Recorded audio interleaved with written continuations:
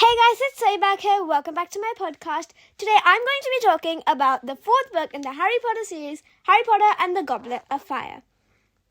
So, the sorting ceremony had just finished and so had the feast.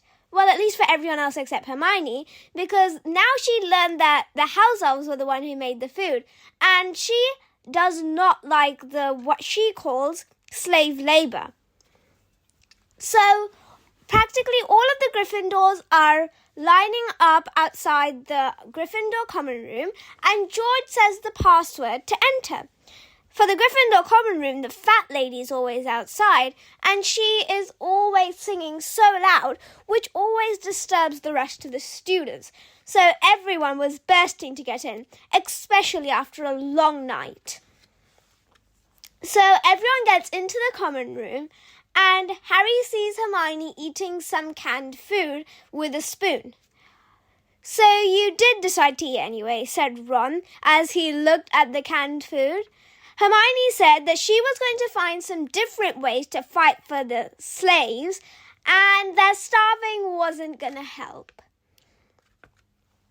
And then she trotted off to her common room and quickly finished her little can of food. The next day, the first class was going to be herbology.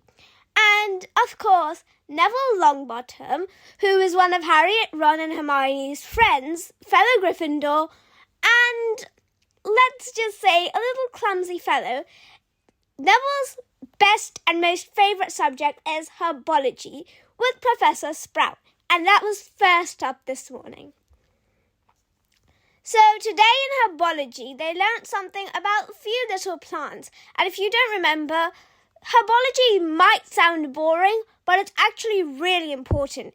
Because in the second book, they had used mandrake root plants, which practically saved a lot of students from the basilisks, including Hermione. So everyone was kind of focused on herbology, but it was still kind of boring. So Harry and Ron were just talking about Quidditch, something that they both have fallen in love with, and something Harry had not even known about when he stepped foot onto the Hogwarts Express. After herbology, they had, of course, care of magical creatures with Hagrid. Hagrid is one of the best teachers when you think about the kindness and warm-hearted person that he is. When it comes to teaching, things might differ. Harry, Ron and Hermione were, of course, pumped to see Hagrid, and they knew that he would have an exciting lesson lined up, especially after the hippogriff, who, luckily, Harry and Hermione had saved. And his name was Buckbeak, and Sirius had taken him and now takes care of him. So they knew that there was probably something really exciting lined up. But there wasn't. There really, really wasn't. All they were doing was blast-ended scroots, and they were just feeding them for this day. But they were really boring and also really dangerous. They were just really, really large, average-sized slugs with ends, like tails kind of, would just blast off. Hence the name, blast-ended scroots. And they looked really disgusting, and they just slithered along, leaving slime everywhere they go. And the worst thing was, Hagrid didn't even know what they eat. They could very well be eating Hogwarts students for lunch today. Luckily, he didn't find out, but they didn't eat students, I guess. The thing is, Hagrid is not a student, or in fact, people believe that he's not even human. They say that he's half giant because of his enormous size. Hence, him not knowing what in the world the Scroots might eat.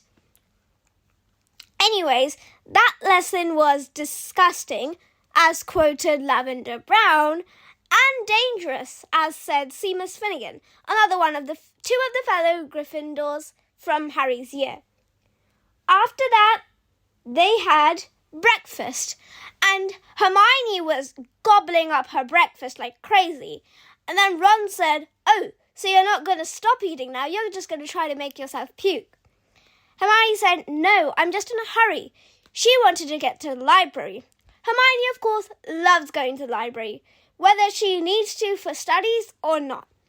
In fact, she even went to the library. She was in the library when the basilisk attacked her. So yeah, you could believe her wanting to go to the library for absolutely no reason, just to read about something just as boring as Blast-Ended Scroots. So she gobbled up her breakfast and trotted off, just like she did last night, to the library. Not after long, Harry and Ron saw Hermione in class, which unfortunately was divination. Harry hates divination, but not as much as Hermione. She had actually quit, and she was about to leave just as Professor Trelawney walked in. And she did leave. She definitely left for the library, or she left for a different class. If you didn't know, Hermione actually uses time turners to get to her classes because she takes one too many classes. So Harry and Ron actually didn't know if she had a class right now, or she was just going to use her free time in the common room or the library. Divination was not that grand either. All they did was look at planets. And again, that's just astronomy. And Professor Trelawney said that Harry was born under Saturn. Of course he wasn't.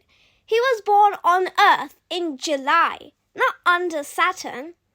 Of course, though, he didn't understand a word about what Professor Trelawney said, especially considering the way she said it. Lavender got a Uranus and apparently was born under a Uranus. Really, this astronomy stuff sounds and looks hard. Then, after the cruel, boring divination, they had a little free time, which I guess Hermione was spending in the library. But Harry and Ron wanted to take some fresh air and maybe just not get in trouble on the first day of school, going to Hagrid's while school hours are still on. Then they saw, of course, smug-looking Draco Malfoy. And he was very smug, especially after learning that Ron's dad was in the news, the Daily Prophet to be exact. Rita Skeeter, of course, is the one who writes the Daily Prophet. And let's just say everything she writes isn't always the truth. Trust me. We'll get to know a lot about her later on, but for now, let's focus on the Daily Prophet news that Ron's dad was in. It was basically something about Arthur Weasley, but of course they said it wrong and said Arnold Weasley. And the news said that Arnold Weasley apparently had basically enchanted a car that the Ministry gave him to fly, and then flew that and crashed it in front of 7 muggles, which of course was not his fault, and it was just Ron and Harry's. And because of that, Ron was guessing that his dad would be home from work today. Though he would have taken a break anyways after learning what actually happened with Moody, and that he was safe and sound at Hogwarts. Like Hagrid said, the safest place anywhere in the magical world. Trust me, the magical world is way more dangerous. So, maybe he was just taking a day off. Of course, though, Draco didn't believe that. He was like, I bet your dad's been fired for this. My dad would never do such a thing. And I'm guessing you two were behind it, he said, pointing at Harry and Ron. Also, Weasley, I saw your mum in the news last 2 years ago. Thought of telling you, but she looks a bit round in the, you were with them this summer, weren't you? He said to Harry. And then he said, is she really as porky as she looks? I'm not sure, because of course I haven't met her, because I have way higher standards than her. Ron was fuming, and Harry tried to protect him as a loyal best friend and said that he's seen Draco's mum before, and she literally looks like a snake. I bet you were born from one of those too, you slithering little Malfoy. your whole family's like that, and you just stay away from the Weasleys if you don't like them that much. Draco was as red as Ron, and when Harry grabbed Ron's cloak and started to walk away, Draco took out his wand, and a huge bang noise came right by Harry's ear. It was so loud, he almost thought that he couldn't hear anymore. Then Professor Moody came running. "You did not just do that," he yelled to Draco, and he transfigured him into a ferret. A ferret, that's right, and he started bouncing him up and down while saying, "You never, ever cast a spell with someone's back turned. That's so cruel and cowardly and grimacing." Then Professor McGonagall walked by, and she said, and then Moody looked at her and said, "Morning, Minerva. I'm just teaching a lesson." And then Professor McGonagall's face went from kind of weird to extreme horror, because then she realized teaching a lesson while bouncing a ferret up and down might mean that the ferret was a student. And then she asked, "Is that a student, Moody?" And then, while fuming, of course, and then Professor Moody said that it was, because, of course, it was. It was Draco Malfoy. Not that he deserved that, but Ron and Harry definitely had a little chuckle from it. Minerva McGonagall, Professor McGonagall, was really, really red and said, "We do not use transfiguration as a punishment for our students. We give detentions in the Forbidden Forest, but never transfiguration. That's just against the law." And then, of course, Moody said something like, "I'm above the law," because he's in the Ministry. And if you didn't know, the Ministry are able to cast any spell that they want. I'll touch up on that in a while. But then Ron and Harry met Hermione, who also started chuckling when she found out that Draco was the ferret. Then Professor Moody transfigured Draco back to himself and not in the ferret form. And Ron's eyes were just closed because he didn't want to see Draco transfigure back. And then Harry and Hermione were like, "Are you okay?" And then Ron was like, "Don't talk to me. I'm trying to relive that again, trying to never forget it. Imagine Draco Malfoy, the amazing bouncing ferret." They all chuckled a bit as they went to the Great Hall for lunch, and it was like a feast. Of course, Hermione had to eat again because she had to eat and she wasn't just going to starve, which Harry and Ron didn't even have to talk her into. I guess she just got bored of starving because of slave labor. They met Fred and George, Ron's older brothers, and they were really laughing after they heard about the Draco ferret incident. They asked them if they had seen how cool Moody was and told them that they had him first period and he was so rad to be in the Ministry and has such a cooler job than their dad, Arthur Weasley.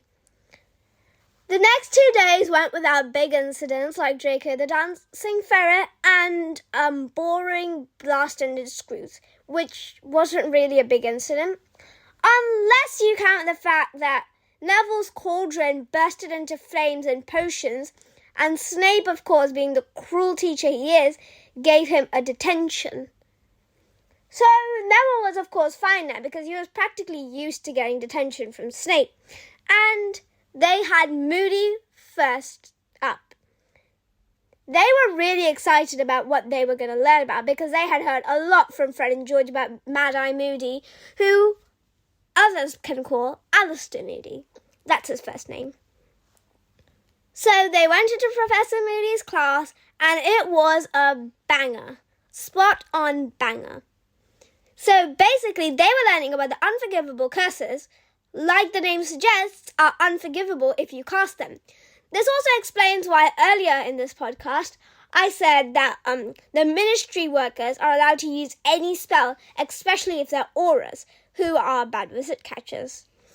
And this meant that Mad-Eye Moody was actually allowed to use these unforgivable curses. So he asked the class what the unforgivable curses are and if anyone knows any of them. And 4 hands went up. One was Ron's, another was Hermione's, and to Harry's slight surprise was Neville and Seamus. Now, Seamus is kind of understandable because his mum's in the ministry and he might know a few. Ron, of course, is also understandable because, well, his dad's also in the ministry. And Hermione, she's the brightest witch of her age. Totally understandable. In fact, if Harry had to guess whose hand would go up, he would definitely guess Hermione. But Neville? I mean, sure, he might know a few things, but how exactly? And why would he know about unforgivable curses out of all of them? That too, they weren't learning herbology, which is Neville's best subject. They were learning Defense Against the Dark Arts. Any subject except herbology, Neville's hand stays on his lap, fiddling with something. Most probably his trousers. Then, Mad-Eye Moody asked Ron what one of the curses were. And then Ron said, I think my dad's told me about one of them, the Imperio Curse. Then Moody said that his dad, Arthur Weasley, would know much about the Imperio Curse because the Ministry had been through a lot of trouble with it not too long ago. The Imperious Curse basically takes over the mind of the victim and you can control that victim to do anything. Then he took out 3 spiders, Ron's biggest fears. And he put one under the Imperious Curse. Imperio, he yelled, and the spider twitched slightly. And then it started going up and down, and then jumped side to side on the table. The whole class laughed. And then Moody was like, oh, I don't think you'll be laughing much if I shove the spider under your cloaks, would you? The whole class stopped immediately, though everyone still chuckled slightly here and there while the curse was being played on the spider. Now, seeing a spider being controlled by a human, not that big of a deal, but if you were a human under the Imperious Curse by a Death Eater, they could literally make you commit suicide or murder someone, and then it would obviously be blamed on you because you literally did it while under the Imperious Curse, though. Then, once the showing or demonstrating the Imperious Curse was over, Moody asked the rest of the curses. There were 3 to be exact. And Hermione and Neville's hands shot up. Well, Neville's didn't exactly shot up. It was a slight groan. Mad-Eye Moody asked Neville what the second unforgivable curse was. And he said the Cruciatus Curse. Then, Mad-Eye Moody said that yes, the Cruciatus Curse, the Torture Curse, Crucio as it's called. And he said that the Cruciatus Curse also gave the Ministry a hard time, though Neville lived with his gran since his parents had died when he was really, really young. So, no one exactly was in the Ministry in his family. So, including Harry, no one exactly knew how Neville had known this. But he had a really, really big reason, which we can talk about later on in the series. Then he took out a spider and enlarged it by saying the spell Engorgio. Then he yelled Crucio like he meant it and felt it in every bone of his body. Then the spider started twitching immensely and Harry imagined that if it had a noise, it would be screaming so loud right now. Then Hermione said and yelled practically, "Stop it!" And when Harry looked at her, he noticed that she wasn't looking at the spider. She was looking at Neville. He was clinging onto his table for dear life, pushing his back onto his chair, which was rocking to the back now. And it looked like it was about to fall off. And his face, it felt like he watched a horror movie. And as you all know, Neville's quite sensitive. Then Moody stopped and gave a little chuckle. Torturing a spider isn't funny, and not even any of the students laughed, especially not Hermione. Then he asked everyone what the last unforgivable curse is. Hermione's hand slowly went up, but it felt like she didn't want to answer the question. Now, in the movies, Hermione was forced to answer the question, kind of, but in the books, she did raise her hand, in case you had any confusion. Then Moody called on Hermione, and she slightly, very quietly whispered Avada Kedavra. That is the killing curse. And there's only one person who has ever fought it, said Moody. But first, let's see how it works. And he took out a spider and yelled Avada Kedavra, and its legs bent crooked, and it was flat, dead, and unalived. Then Moody continued his sentence. Right, there's only one person in the whole world who has ever fought the unforgivable curse. The last one, to be exact. The one which was cast on this fateful spider, he said as he poked the spider with this wand. And that person is sitting right in front of me. Harry Potter, he said as he walked over to Harry, and his, one eye, he had one, proper eye, like all humans do.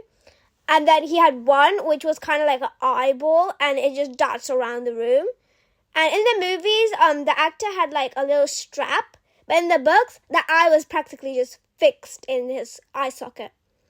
And then the magical eye was darting around the room, but his normal eye stayed fixed on Harry. And Harry felt like he'd never seen that happen, especially with Moody, because both his eyes were always looking everywhere, scouring the room for anything, literally. But one eye was actually fixed upon him, as if he was going to use one of the unforgivable curses on Harry. But of course he didn't, because he's a kind teacher. Well, not exactly kind, after we saw him turn Malfoy into a ferret for casting the spell while Harry's back was turned. Then the lesson ended, not too long later. And once Harry got back to his common room, he saw Hedwig. And that was great, because he hadn't heard from Sirius in a long time. And Sirius had sent a message. It said that he was flying back north, and the scar was quite serious, and that Harry should tell Dumbledore about the scar. Harry felt so guilty for even sending the message, because now Sirius is going to come back to Hogwarts. Well, not exactly Hogwarts, but to London now, just because Harry's scar is hurting. And that's going to get him thrown in Azkaban again for something he didn't even do. And it was all Pettigrew's fault, because he had not only killed those 12 boys, but also Harry's parents, which, if you did not know, were killed by the Avada Kedavra curse, which was then used on Harry because he had been the only one who survived it. But anyways, Sirius was coming back north, and that meant that he could very well be thrown back in Azkaban. Harry was then really worried for Sirius, so he wrote another letter immediately and said, I think I was just imagining my scar hurting. I mean, when I wrote the letter, I was half asleep. It was 6 a.m. I wake up at 7:30, so that was really early for me. So you don't have to come back. Please don't come back. I mean, it's no big deal. I'm fine. And anyways, if anything happens, I've got Ron and Hermione by my side, as well as I'm at Hogwarts, safest place on earth. Voldemort can never get to me here, so just stay where you are. And he told Hedwig to send that off right after getting some food from the owlry, because she was really hungry. Then, the next few days passed with some divination classes, throw some potions, cruel potions, and transfigurations in there, and it was Mad-Eye Moody's class again. This time, they were going to be put under an unforgivable curse. Hermione stuttered, but how can you cast us under the Imperious curse? I mean, isn't it illegal? Isn't it why it's called the unforgivable curse? Moody then explained to Hermione that the ministry workers especially auras, like I said earlier, are allowed to do the Imperious Curse, as well as the Cruciatus and Avada Kedavra Curse, not only under special circumstances, but at literally any time. So then he said that Dumbledore ought to have taught you this a while ago now, because you're already in your 4th year and have ought to know all of this, but of course he didn't yet. So I'm taking his place, and I'm teaching you all about the unforgivable curses, and I've got 1 year to do it. Ron then asked, but aren't you going to, stay? Moody then said, of course I'm not going to stay. Haven't you heard? Every teacher here only stays for 1 year. Every Defense Against the Dark Arts teacher. And if you didn't know, Mr. Weasley, that's what we're learning right now. Besides, after this 1 year, I have got to go into retirement. I can't be teaching for this long. Then he called everyone turn by turn and put them under the Imperious Curse and made them jump onto the table. No one fought it, apparently. Then it was Harry's turn, and he said, Imperio. Harry felt like a really, really good sensation, like he was just floating in the sky, really happy, and that everything was great. Then he heard Moody's voice in front of him, and he said, jump on the table. Then a voice at the back of Harry's head asked him, but why should I jump on the table? Then Moody's voice yelled out, jump on the table. And then Harry said, but why? Well, he didn't say it, but a voice in his head said it. And this kept going until Harry jumped and then tried not to jump, and that made him hit his head on the table. Then Moody yelled, would you look at that? Potter's fought it. No one's going to be taking control of his body. Potter fought it. And Harry felt like everyone just patting him on his back because they were super excited because they all knew what the Imperious Curse felt like and how it was so hard to just stay there and not jump on the table. And Harry was of course beaming as well because first he's survived the Avada Kedavra Curse. Now he's fought the Imperious Curse. The only thing left is the Torture Curse, which of course might take a while to face because he doubts anyone's putting him under the Cruciatus Curse in a while now when he's safe at Hogwarts for a year. Then, of course, they left the class to the Great Hall because Dumbledore had a really big announcement.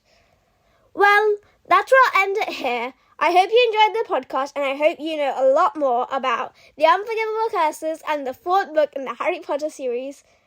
So, stay tuned and I'll see you in the next one.